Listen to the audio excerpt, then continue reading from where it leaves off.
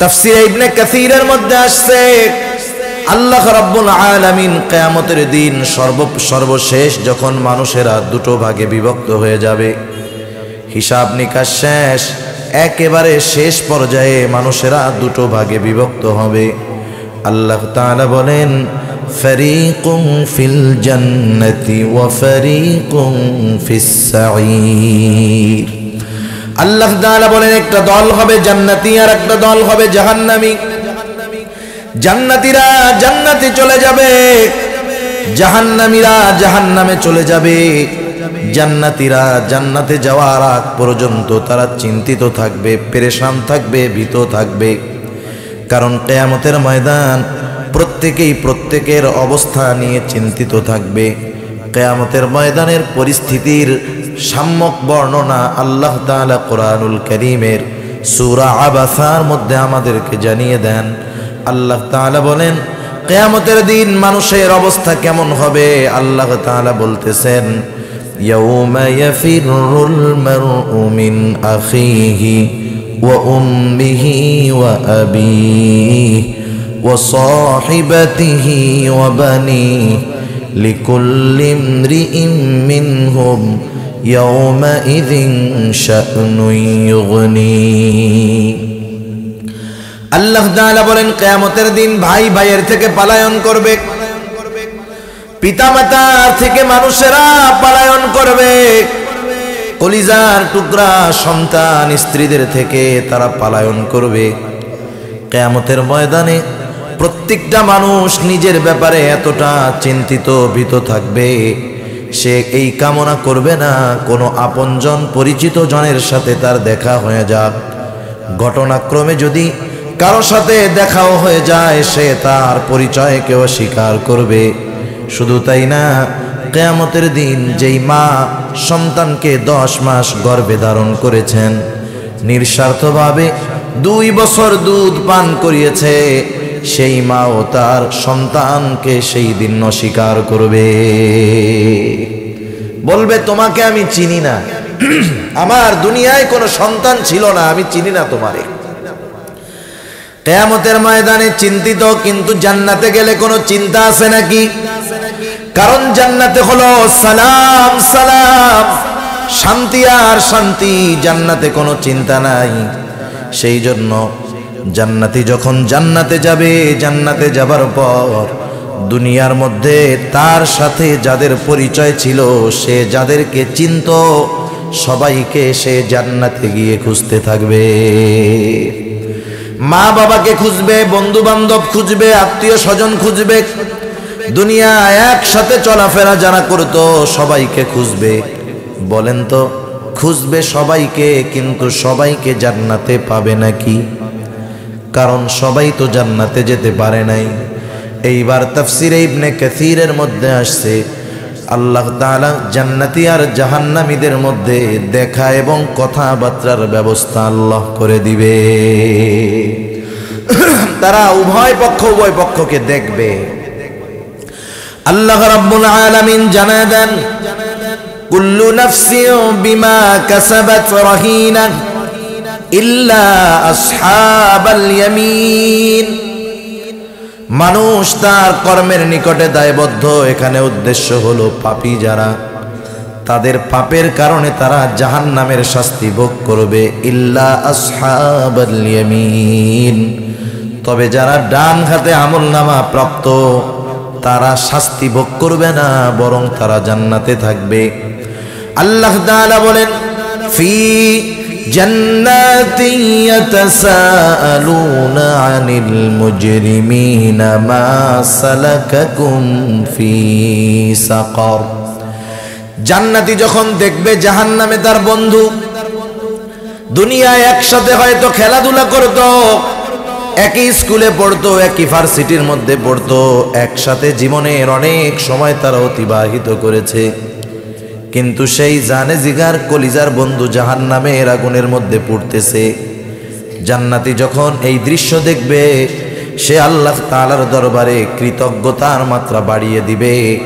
সে তখন বলবে, আল্লাহ, দুনিয়ায় তো আমি ওর সাথেই একসাথে চলতাম, ফিরতাম, ঘুরতাম, আপনি যদি আমার প্রতি দয়া না করতেন, আপনি যদি আমার প্রতি ইহসান না করতেন, আপনার রহমত যদি আমার উপরে না থাকতো, হয়তো আজকে আমাকেও ওর সাথে জাহান্নামের শাস্তি ভোগ করা লাগতো।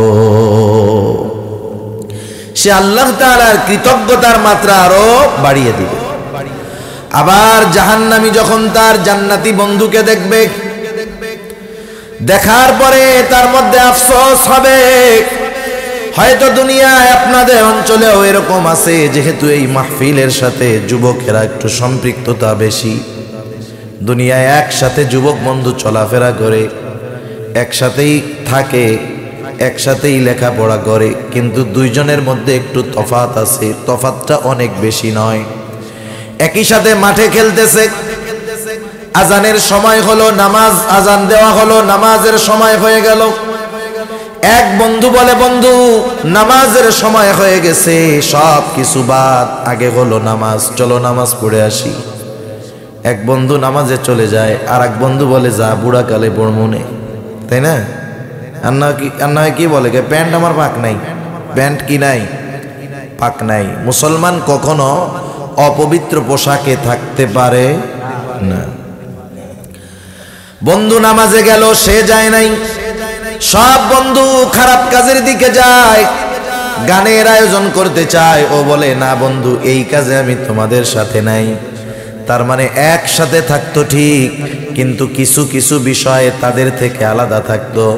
এইবার ওই জাহান্নামী বন্ধু জান্নাতি বন্ধুকে দেখে আফসোস করবে আর বলবে, আরে একসাথেই তো চলতাম, একসাথেই তো থাকতাম, নামাজের সময় যখন হতো ডাকতো, নামাজে যাইতাম না, গুনার কাছ থেকে বাঁচতে বলতো, গুনার কাছ থেকে বাঁচতাম না। আহারে, ওই দিন যদি ওর ডাক শুনে নামাজে যাইতাম, গুনার কাজগুলো থেকে যদি ফিরে থাকতাম, আজকে হয়তো আমিও ওর সাথে জান্নাতে থাকতে পারতাম।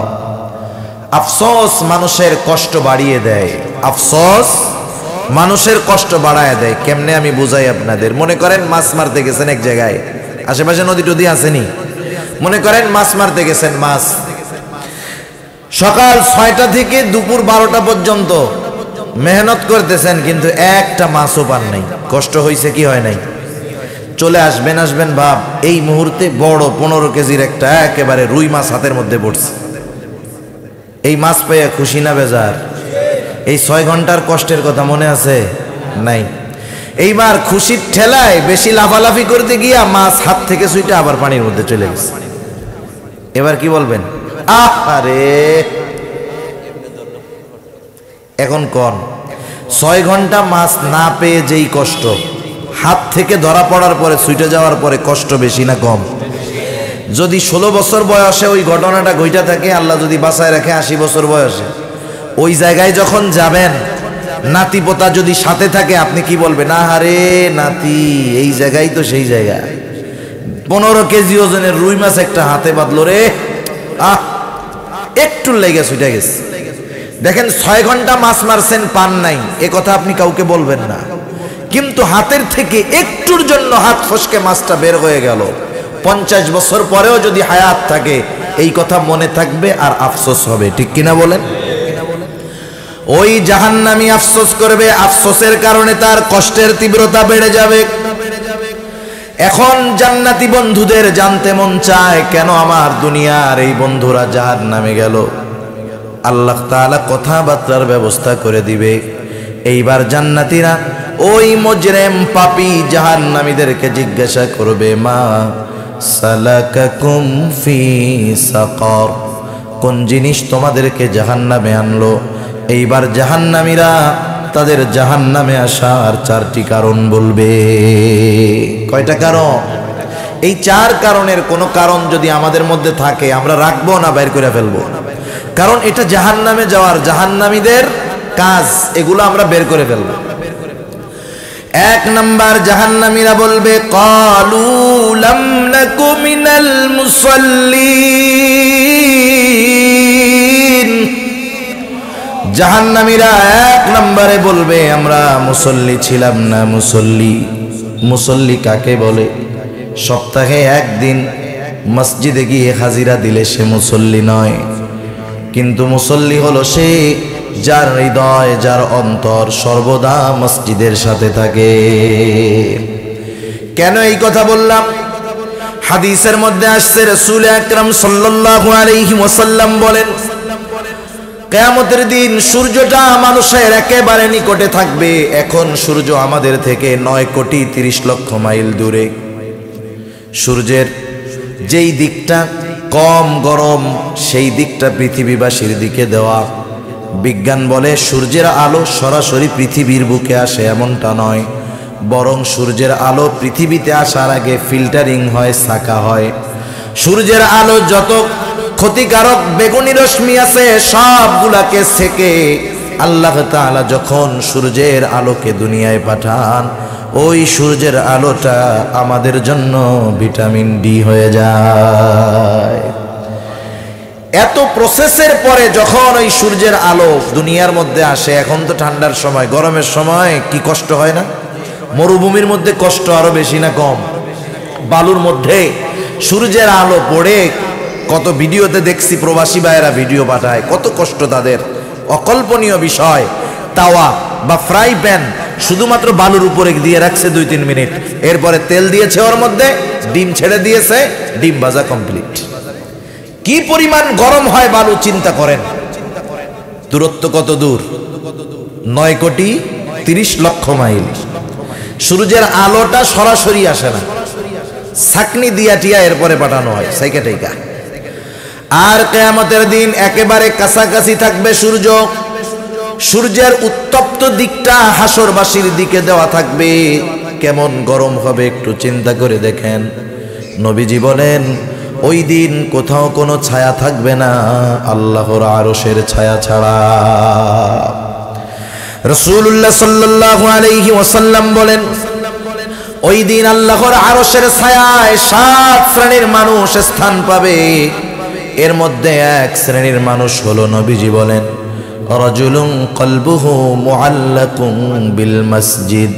ওই ব্যক্তি আরশের ছায়ায় স্থান পাবে যার অন্তর সর্বদা মসজিদের সাথে থাকতো। এখন বলেন তো, যার অন্তর মসজিদের সাথে লাগা, নামাজের সময় যখন হবে, হাজারো ব্যস্ততা, শত ব্যস্ততা থাকুক না কেন, ওই লোকটা কি নামাজ বাদ দিয়ে দিবে নাকি? তার হাজারো ব্যস্ততা থাকলেও সে আগে নামাজের দিকে রওনা হবে। আপনারা কুমিল্লার মানুষ, বাংলাদেশের অর্থনীতির চাকা যাদের টাকার মাধ্যমে সচল থাকে, আমাদের কলিজার টুকরা রেমিটেন্স যোদ্ধারা। সমীকরণ হলো সারা বাংলাদেশের যেই রেমিটেন্স বাংলাদেশে আসে প্রবাসীদের মাধ্যমে, তার 18%-এর উপরে আসে শুধুমাত্র কুমিল্লা থেকে। আলহামদুলিল্লাহ। চিন্তা করে দেখেন এই কুমিল্লার মানুষ আমাদের দেশের অর্থনীতিকে কিভাবে চাঙ্গা রাখে, একটু চিন্তা করে দেখেন। এই কুমিল্লার মানুষ কিভাবে অর্থনীতির চাকাটাকে সচল রাখছে। এই যে তাদের এই অবদান, এটা কিন্তু ভুলবার মতো নয়। অবশ্যই অবশ্যই এই মানুষগুলা পরিশ্রম করে, এত কষ্ট করে দেশের জন্য টাকা পাঠায়, দেশের অর্থনীতির চাকাটাকে সচল রাখতে সহযোগিতা করে। যে কথার থেকে গেলাম যে আমরা যাদের অন্তর মসজিদের সাথে লাগোয়া, যাদের অন্তর মসজিদের সাথে থাকবে, এরা কখনো নামাজ ছাড়তে পারে না, এরা কখনো নামাজ ত্যাগ করতে পারে না। এখন আসেন, এই যে আমাদের পরিশ্রম, এই যে আমাদের ত্যাগ, এই যে আমাদের কষ্ট, মানুষ বিভিন্ন কাজে ব্যস্ত, যারা নামাজ পড়ে না, নামাজ না পড়ার যেই কারণগুলো আমরা যদি ফাইন্ড আউট করি, বাহির করি, দেখতে পাবো মানুষ তার কর্মকে প্রাধান্য দিয়ে নামাজ পড়ে না। দোকানদার নামাজ পড়ে না, জিজ্ঞাসা করেন কেন নামাজ পড়ে না, সে বলবে আমি আমার ব্যবসার কাজের জন্য নামাজ পড়ি না। সিএনজিওয়ালা নামাজ পড়ে না, সিএনজি চালায় ব্যস্ত, নামাজ পড়ে না। কৃষিকাজ যিনি করেন নামাজ পড়ে না, কেন পড়ে না? এই সমস্ত প্রশ্নের একই উত্তর, কর্মের দোহাই দিয়ে যারা নামাজ পড়ে না তাদেরকে যদি জিজ্ঞাসা করি কেন তুমি ওই কাজটা করো, সে বলবে ওই কাজ আমি জীবিকা উপার্জনের জন্য করি। কাজগুলো সে কেন করে? জীবিকা উপার্জনের জন্য করে, সে মানে রিজিকের জন্য করে। কিসের জন্য? রিজিকের জন্য সে করে। একটু বুঝে থাকলে জবাব দেন তো, রিজিকের মালিক কে? রিজিকের মালিক হলেন আল্লাহ। রিজিকের মালিক রিজিক পাওয়ার যেই পদ্ধতি আমাদেরকে বলে দিলেন, বলেন তো সেই পদ্ধতি বাদ দিয়ে আমরা যদি রিজিক তালাশ করি, তাহলে রিজিকের মালিকের পদ্ধতি বাদ দিয়ে রিজিক যদি তালাশ করি, বলেন তো রিজিক পাওয়া যাবে নাকি? তালাশ করতেই থাকবে, পাওয়া যাবে না। আমাদের অঞ্চলগুলোতে এক সময় ছিল, শুনতাম ম্যাগনেটের ব্যবসায়ী, ম্যাগনেট পিলার। খালি শুনতাম যে এক ম্যাগনেট যদি পায় 1000 কোটি টাকার মালিক। কত মানুষ দেখলাম ম্যাগনেট খুঁজতে খুঁজতে ওর হায়াত শেষ, খুঁজে পাই নাই। আবার কিছুদিন দেখতাম যে একটা প্রাণী আছে, তক্ষক না টক্কর বলে, খালি শুনি যে একটা যদি সাইজওয়ালা পাওয়া যায় 1000 কোটি টাকার মালিক। ঘুরতে ঘুরতে কত মানুষের ভিটা বাড়ি বিক্রি করে সব শেষ, একজন পাইলাম না যে তক্ষক বেচা কোটি টাকার মালিক হয়েছে। ওগুলো খালি খুঁজে, পাওয়া যায় না।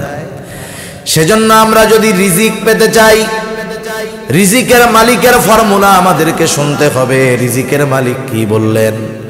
আল্লাহ তাআলা। এখন যদি মিসকিনদের খানা খাওয়াই, দুনিয়ার লাভ কি? পবিত্র কোরআনুল কারীমের সূরাতুল ফজর, এই সূরার মধ্যে আল্লাহ তাআলা মানুষের রিজিক সংকীর্ণতার 4টি কারণ আল্লাহ তাআলা বর্ণনা করেছেন। 4 কারণের একটা কারণ আল্লাহ তাআলা বলেন, ওয়ালা তাহাদ্দুনা আলা তুআমিল মিসকিন। আল্লাহ তাআলা বলেন তোমাদের রিজিক সংকীর্ণতার কারণ, একটি কারণ হলো তোমরা মিসকিনদেরকে খানা খাওয়ানোতে উৎসাহ দাও না। খানা খাওয়াও না আল্লাহ বলেন নাই, আল্লাহ তাআলা বলছেন খানা খাওয়াইতে উৎসাহ দাও না। তার মানে আরেকজনকে এই ব্যাপারে তুমি উৎসাহ দাও না যে তুমি মিসকিনকে খানা খাওয়াও। এখন বলেন আরেকজনকে খাবার খাওয়ানোর উৎসাহ কে দিবে? যে নিজে খাওয়ায়, ঠিক কিনা বলেন? অনেক ক্ষেত্রে দ্বিতীয় পরিচয় দিলে আগেরগুলা অটোমেটিকলি পাওয়া যায়। কথার কথা বোঝানোর জন্য বলি, মনে করেন এক এলাকায় মানুষজন, গ্রাম অঞ্চলে এখনো অনেক জায়গায় আছে, মুরব্বীরা লেখাপড়া বলতে বুঝে ম্যাট্রিক আর আইএ পাস, ম্যাট্রিক আর আইএ পাস মনে করে ম্যাট্রিক আইএ পাস করলে এ অনেক বড় শিক্ষিত। তা একটা ছেলে শহরে থাকে, সে বাংলাদেশের সব লেখাপড়া শেষ করছে, মোটামুটি ঢাকা ভার্সিটি থেকে অনার্স মাস্টার্স কমপ্লিট করছে, বিসিএস কমপ্লিট হয়ে গেছে তার। সে এখন বাংলাদেশের সর্বোচ্চ শিক্ষিত।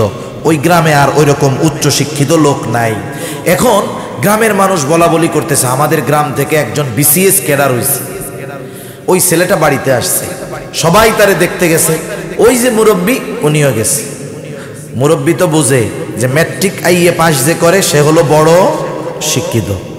এখন যায় জিজ্ঞাসা করতেছে, বাবা তুমি কি লেখাপড়া করছো? বলতেছে, বাবা আমি অনার্স মাস্টার্স কমপ্লিট করছি ঢাকা ভার্সিটি থেকে, আর বিসিএস ক্যাডার হয়েছি আলহামদুলিল্লাহ। এখন চাচা তো আর ওইগুলা বুঝে না। এখন বলে, তুমি যে বিসিএস পাস করলা, বাবা তুমি কি ম্যাট্রিক পাস করছিলা নাকি?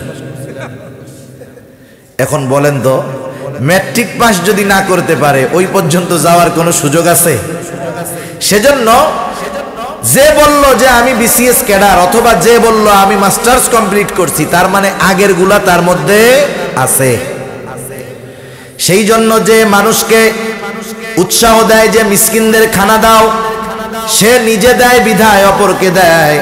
এজন্য আল্লাহ তাআলা জানায় দিলেন তোমাদের রিজিক সংকীর্ণতার অন্যতম কারণ হলো তুমি নিজে তো মিসকিনকে খানা দাও না, অপরকেও খানা দিতে উৎসাহ দাও না। এজন্য মুফাসসিরিনে কেরাম বলেন, কোন ব্যক্তি যদি নিজে মিসকিনদের খানা দেয়, নিজের কাছে নাই, অপরকে উৎসাহ দেয় যে ভাই তুমি একটু খানা খাওয়াও। দুইজন বন্ধু এক জায়গায় আছে, একজন অসহায় মানুষ খাবার চায়, আমার কাছে নাই। আমি বন্ধুকে বললাম, বন্ধুকে 10টা টাকা দিয়ে একটা পাউরুটি কিনে দাও। আমার কথায় অনুপ্রাণিত হয়ে সে যদি 10 টাকা দিয়ে একটা রুটি ওই খাবার জন্য মানুষটাকে কিনে দেয়, ও 10 টাকা ব্যয় করে খাবার কিনে দিয়ে যেই সওয়াব পাবে, আমি আপনি শুধু উদ্বুদ্ধ করে উৎসাহ দিয়ে সেই সওয়াবের মালিক হয়ে যাব। তাহলে কি হবে? যারা মিসকিনদেরকে খানা খাওয়াবে অথবা উৎসাহ প্রদান করবে অপরকে খাওয়াতে, তাদের রিজিক আল্লাহ প্রশস্ত করে দেয়। সুবহানাল্লাহ। দুনিয়ায় তাদের রিজিক আল্লাহ সংকীর্ণ করে দেন না, বরং তাদের রিজিক আল্লাহ তাআলা প্রশস্ত করে দেয়। সাথে সাথে যারা মিসকিনদের খানা দেয় না, দিল না, এই কারণে জাহান্নামে যায়। বাম হাতে যারা আমল নামা পাবে, এরও অন্যতম একটি কারণ তারা মিসকিনদের খানা দিত না। সাধারণভাবে মিসকিনদের খানা খাওয়ানো এটা একটা উত্তম নেক আমল। আর যদি ওই মিসকিন আমার আপনার প্রতিবেশী হয়, ওই খানা খাওয়ানো শুধু নেক আমল নয়, বরং ওটা ঈমান সম্পৃক্ত বিষয়।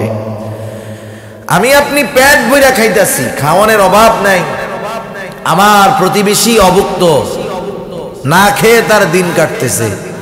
নবীজি কি বলেন একটু খেয়াল দিয়ে শুনেন। রাসূলুল্লাহ সাল্লাল্লাহু আলাইহি ওয়াসাল্লাম বলেন, লাইসাল মুমিন আল্লাযী ইয়াশবাউ, নবীজি বলেন ওই ব্যক্তি মুমিন নয় যে পেট পুরে খায় আর তার প্রতিবেশী অভুক্ত থাকে, সে মুমিন নয়। এই জন্য মিসকিনদের খানা খাওয়াবো, প্রতিবেশী যদি হয় বেশি একটু টেক কেয়ার করব, কারণ সে যদি অভুক্ত থাকে আর আমি যদি পেট ভরে খাই, নবীজি বললেন আমি প্রকৃত মুমিন হতে পারি নাই। তাহলে জাহান্নামীরা প্রথম বলল লাম নাকু মিনাল মুসাল্লিন, আমরা মুসল্লি ছিলাম না। 2 নাম্বার ওয়ালাম নাকু নুতঈমুল মিসকিন, আমরা মিসকিনদেরকে খানা দিতাম না, সুতরাং আমরা মুসল্লি হব, মিসকিনদেরকে খানা খাওয়াবো। আবার আরেকটা বিষয় মনে রাখি, উত্তম আচরণ এটাও সাদাকা। কাউকে কোনো কিছু দিয়ে তার থেকে কিছু আশা করব না, কাউকে কিছু দিয়ে খোটা দিব না। অনেক সময় আমরা প্রতিবেশীদেরকে হেল্প করি, সাহায্য করি, তার থেকে সাহায্য বা আমাকে হেল্প করবে এটা আশা করি।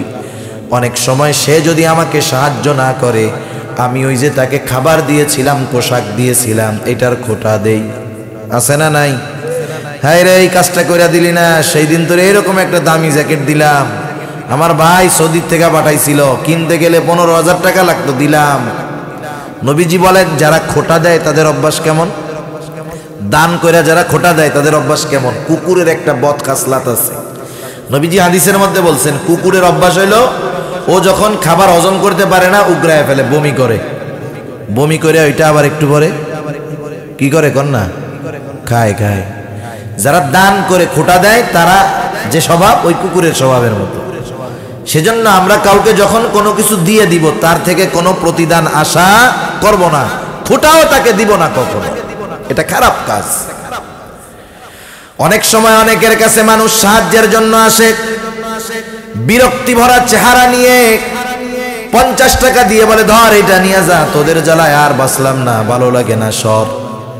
ভিক্ষা দিছে 50 টাকা, আমরা তো 5 টাকা 2 টাকার নোটটা খুঁজের পরে দেই। 50 টাকা দিল, কিন্তু ব্যবহার খারাপ করলো। পাশে আরেকজনের কাছে গেছে, যে চাওয়ার পর তার কাছে পকেটে টাকা নাই। সে এবার সুন্দরভাবে বলল, ভাই তুমি আসছো, আমার দেওয়ার ইচ্ছা ছিল কিন্তু আমার কাছে নাই, পরবর্তীতে আবার আসবা, দেখা হলে তোমাকে দিব, ঠিক আছে? বলেন তো ওই যে লোকটা খারাপ ব্যবহার করে 50 টাকা দিল আর ভালো ব্যবহার করে টাকা দিতে পারলো না, লোকটা কার আচরণে খুশি হবে? ভালো ব্যবহার যে করেছে তার আচরণে খুশি হবে। এজন্য নবী এক হাদিসের মধ্যে বলেন উত্তম আচরণ এটাও সাদাকা।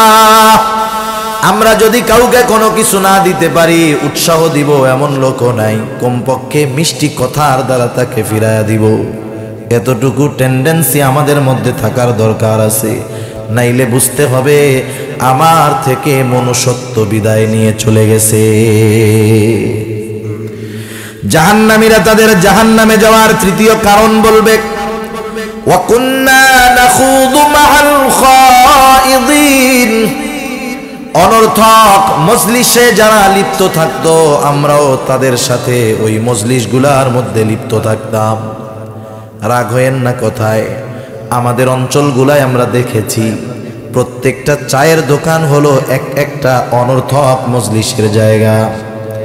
আর বাস্তবতা হলো চায়ের দোকানে আড্ডায় কোনো যুবকেরা থাকে না, তরুণেরা থাকে না। আফসোস লাগে ওই জায়গায় যেই মানুষগুলা থাকে যাদের দাড়িগুলো পেকে গেছে, চুলগুলো পেকে গেছে, চামড়া ঝুলে গেছে, ঠিক না? সব মুরব্বী মানুষ ওই জায়গায় দিয়ে আড্ডা মারে।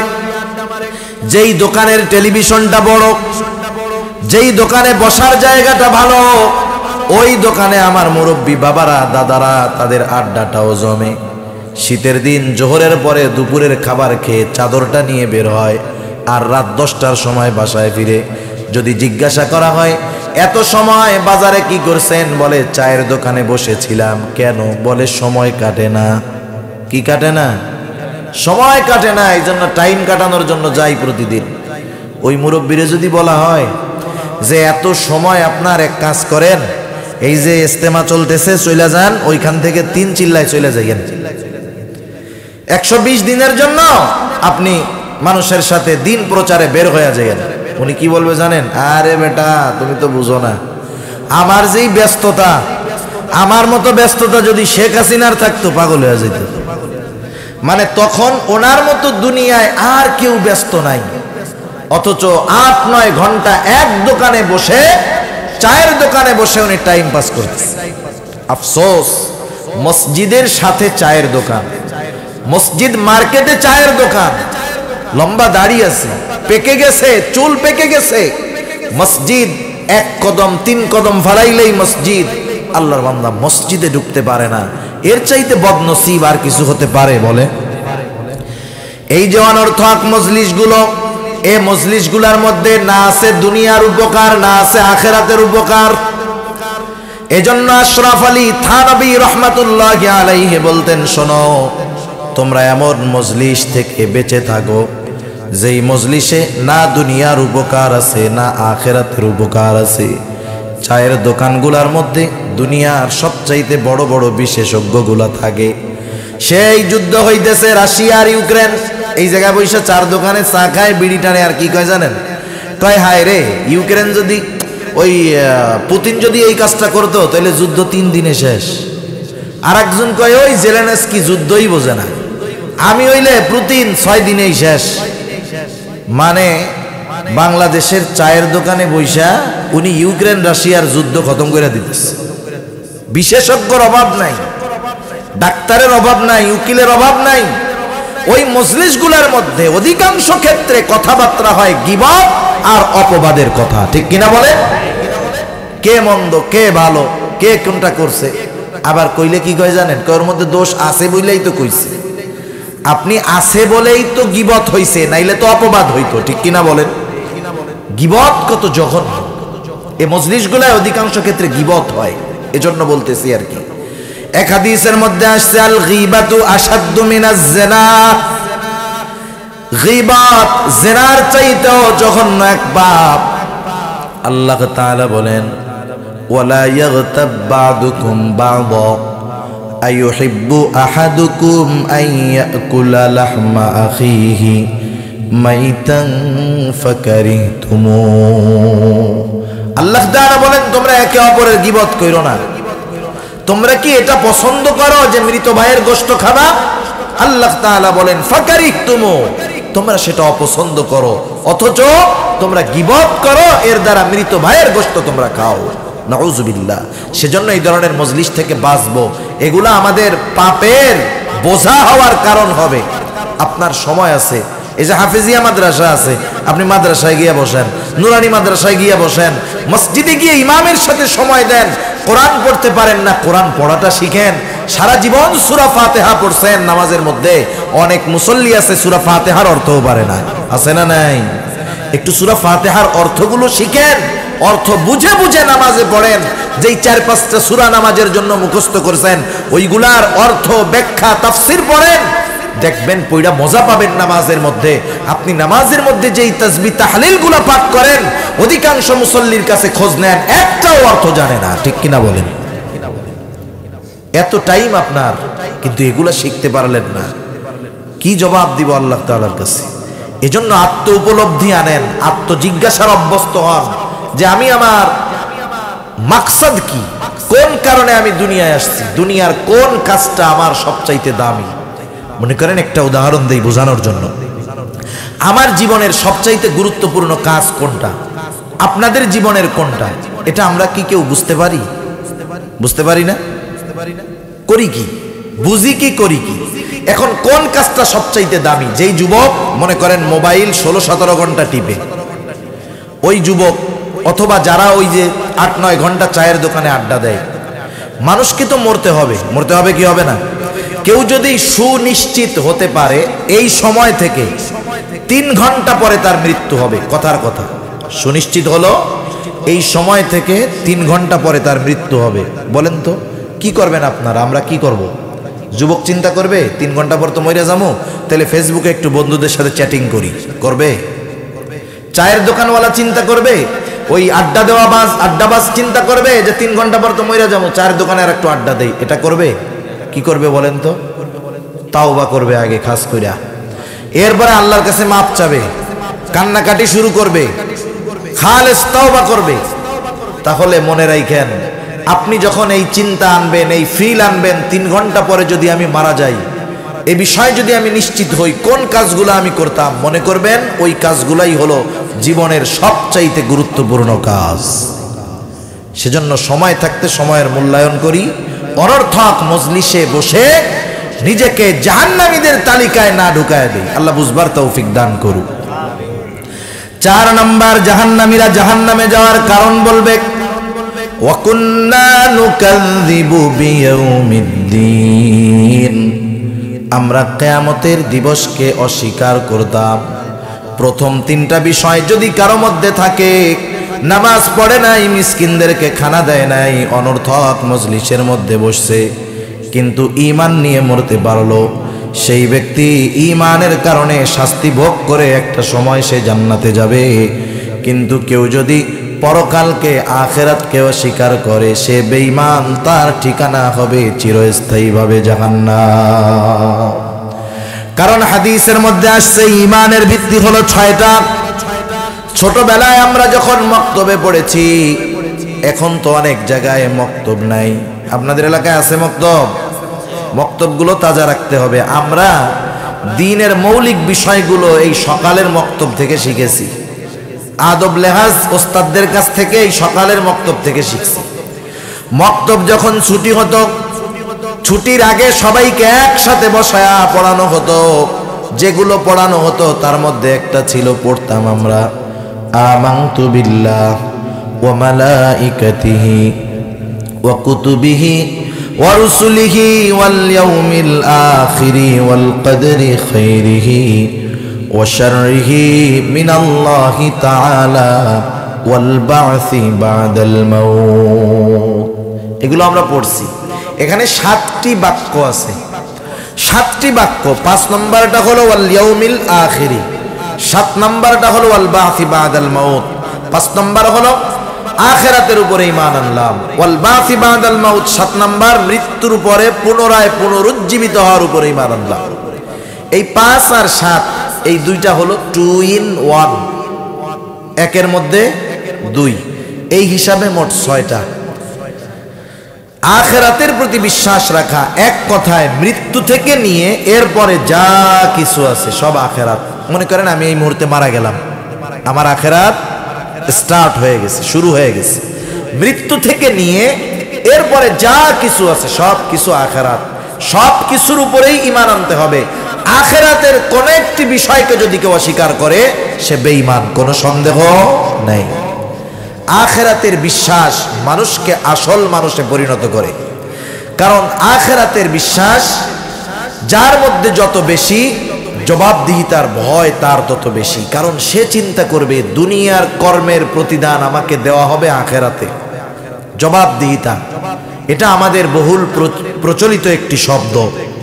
জবাবদিহিতা যেই জাতির মধ্যে আছে সেই জাতি ভাগ্যবান জাতি। জবাবদিহিতা যেই সমাজের মধ্যে আছে সেই সমাজ ভাগ্যবান সমাজ। জবাবদিহিতা যেই পরিবারের মধ্যে আছে ওই পরিবারের মধ্যে শান্তি আছে। যে জাতির মধ্যে জবাবদিহিতা নাই সে জাতি শান্তিতে নাই। জবাবদিহিতা কি? আমি একটা অন্যায় করলাম, আমার অন্যায়ের সঠিক বিচার, জবাবদিহিতা আমাকে করতে হবে। কিন্তু বাস্তবতা এটা, দুনিয়ার মধ্যে আজকে এই জবাবদিহিতা নাই। কতজন মাসিমাইরা ফাঁসির আদেশের অপেক্ষায় বসে আছে, আর কতজন 7 খুন কইরা জেলখানার মধ্যে জমিদারের মতো আছে। ঠিক কিনা বলেন? কেন? সঠিক জবাবদিহিতা নাই। যদি থাকতো তাহলে দুনিয়া সুন্দর হয়ে যেত। যেই পরিবারে জবাবদিহিতা নাই সেই পরিবারের সন্তান উশৃঙ্খল হয়ে যায়। মনে করেন আমরা ছোটবেলায় যখন মাগরিবের নামাজ শেষ, আজানের 5 মিনিট পরে নামাজ, 10 মিনিট নামাজে লাগলো, 12 মিনিট নামাজে লাগলো, বাসায় যেতে আর 3 মিনিট, বাসার থেকে হিসাব করতো আজানের পরে 20 মিনিট বাসায় আসতে লাগবে। এখন আধা ঘন্টা পরে বাসায় গেছি। জবাবদিহিতা। কোথায় গেছো? বন্ধুর বাসায়। সন্ধ্যার পরে বলছি না কোথাও যাওয়া মানা, নামাজ পড়ে সরাসরি বাসায় আসবা, ভবিষ্যতে জানি আর এটা না হয়। এই যে আমার জিজ্ঞাসা, আমার জবাবদিহিতা করা লাগলো 10টা মিনিট সময় বাইরে থাকার জন্য। আমি ভবিষ্যতে চিন্তা করব যে যেহেতু আমার কর্মের জবাবদিহিতা করা লাগে, সুতরাং যেই কর্মের জবাবদিহিতা করা ঝামেলা আমি আস্তে করে সরে চলে আসি, করলাম না। কিন্তু যেই পরিবারে জবাবদিহিতা নাই, মাগরিবের আধা ঘন্টা পরে বাসায় আসে নাই, তারপরে আসছে, জিজ্ঞাসা করছে কই গেছো? বন্ধুর বাসায়। কিচ্ছু বললো না মা বাপ। ও পরের দিন 1 ঘন্টা পরে আসবে। কই গেছো? বন্ধুর বাসায়। কিচ্ছু বললো না। এরপরের দিন রাত 12টার সময় আসবে। কই গেছো? বন্ধুর বাসায়। মা বাবা কিচ্ছু বললো না। তার মানে কি? ওই পরিবারে সঠিক জবাবদিহিতা নাই। এরপরে ওই পোলা একদিন হারায় যাবে, 10 দিন পরে আসবে। কই গেছিলি? বন্ধুর সাথে কক্সবাজার। আচ্ছা ঠিক আছে। তার মানে যেই পরিবারে জবাবদিহিতা নাই সেই পরিবারের উচ্ছৃঙ্খলতা দিন যায়, অবাধ্যতা দিন যায়, বাড়ে না কমে। মানুষকে সুশৃঙ্খল বাধ্য করতে পারে পরকালের জবাবদিহিতা। দুনিয়ার আইন আমাকে সকল অপরাধ থেকে ঠেকাতে পারবে না, কিন্তু আমি যদি নিজে এতটুকু চিন্তা করি আমার দুনিয়ার প্রত্যেকটা কর্মের হিসাব আল্লাহর কাছে দেওয়া লাগবে, আমাকে আমার হিসাবের মুখোমুখি হওয়া লাগবে। কি কাজ করেছি সেই দিন আল্লাহ তাআলা আমলনামা বানায় পাঠায় দিবে আমার সামনে। হায় হায়, আমার জীবনের প্রত্যেকটা ছোট বড় বিষয় সেখানে লিপিবদ্ধ আছে। 2 কাঁধের 2 ফেরেশতা লিখতেছে, ভালো কাজগুলো লিখতেছে, মন্দ কাজগুলো লিখতেছে, ওগুলো আবার আমার সামনে পাঠায় দেওয়া হবে। এই কর্মের আলোকে কিয়ামতের ময়দানে আমার হিসাব হবে। এই যে আখিরাতের প্রতি দৃঢ় বিশ্বাস আমাদের জীবনকে সুশৃঙ্খল এবং সুন্দর করতে পারে। ঠিক কিনা বলেন? সেজন্য আমরা আখিরাতের প্রতি দৃঢ় বিশ্বাসী হব। তাহলে কি হবে? জান্নাতে যাওয়া সহজ হবে। এবার জাহান্নামীরা বলতেছে এভাবে আমাদের জীবন চলতেছে, নামাজ পড়ি না, মিসকিনদের খাবার টাবার দেই না, অনর্থক মজলিসে আড্ডার মধ্যে সময় কাটিয়ে দেই। বন্ধুরা আড্ডা দিব, যুবক ভাইরা যারা আছেন আড্ডা থেকে বাঁচেন, কাজে লাগবে। এরপরে আমরা কিয়ামতের প্রতি বিশ্বাস করতাম না। এভাবে চলতেছে দুনিয়া। হাত্তা আতানাল ইয়াকিন, দৃঢ় সত্যের আগমন ঘটলো তথা মৃত্যু চলে আসলো। আর তওবা করতে পারলাম না, ঈমান আনতে পারলাম না, ভালো কাজ করতে পারলাম না, তাই আমরা এখন জাহান্নামী। আল্লাহ তাআলা কোরআনুল কারীমের মধ্যে জানায় দিয়েছেন, শেষ 2-3 মিনিট, মানুষ যখন মারা যায়, যারা পাপী, দুনিয়াতে ভালো কাজ করে নাই, নেক কাজ করে নাই, মৃত্যুর পর তারা আফসোস করে। আমার কথা নয়, আল্লাহ তাআলা কোরআনুল কারীমের মধ্যে বলেন, ওয়া আনফিকু মিম্মা রাযাকনাকুম মিন ক্বাবলি আন ইয়াতিয়া আহাদাকুমুল মাউত। আল্লাহ তাআলা বলেন, তোমাদেরকে যেই রিজিক দেওয়া হয়েছে মৃত্যু আসার পূর্বে তা থেকে তোমরা ব্যয় করো, ভালো কাজ করো, সাদকা করো। যখন মৃত্যু চলে আসবে, মারা যাবে, আল্লাহ তাআলা বলেন যারা মারা গেল দুনিয়ায় ভালো কাজ করে নাই, দান সাদকা করে নাই, নেক কাজ করে নাই, তারা বলবে ফায়াকুলা রাব্বি লাউলা আখরতনি ইলা আজালিন করিব। ওই কথাগুলো আমরা শুনি না, কিন্তু শুনেন কে? তখন বলবে আমার রব, লাউলা আখরতনি ইলা আজালিন করিব, আপনি যদি আমাকে আবার একটু সময় সুযোগ দিতেন দুনিয়াতে যাওয়ার, আমি ভালো কাজ করতাম, দান সাদকা করতাম, ফাআসাদদাকা ওয়া আকুম মিনাস সালিহিন, আমি দান সাদকা করতাম, ভালো কাজ করে সৎ কর্মশীলদের অন্তর্ভুক্ত হয়ে যেতাম, তখন সে আফসোস করবে, ঠিক ফিরে আসার কোনো সুযোগ থাকবে না। সেজন্য মৃত্যু আসার পূর্বে আমাদের ওই কাজগুলো করা, যে কাজগুলো আমাদেরকে ওই যে চূড়ান্ত সফলতার স্থান জান্নাতে পৌঁছায়া দেয়, ওই কাজগুলো থেকে বেঁচে থাকা, যে কাজগুলোর কারণে আমাকে জাহান্নামে যাওয়া লাগতে পারে। আল্লাহ সুবহানাহু ওয়া তাআলা আমাদের সকলকে কথাগুলো বুঝবার তৌফিক দান করুন। সকলে বলি আমিন। আর একটু জোরে বলি আমিন। ওয়া আখিরু দাওয়ানা আনিল হামদুলিল্লাহি রাব্বিল আলামিন। আসসালামু আলাইকুম ওয়া রাহমাতুল্লাহি ওয়া বারাকাতুহু।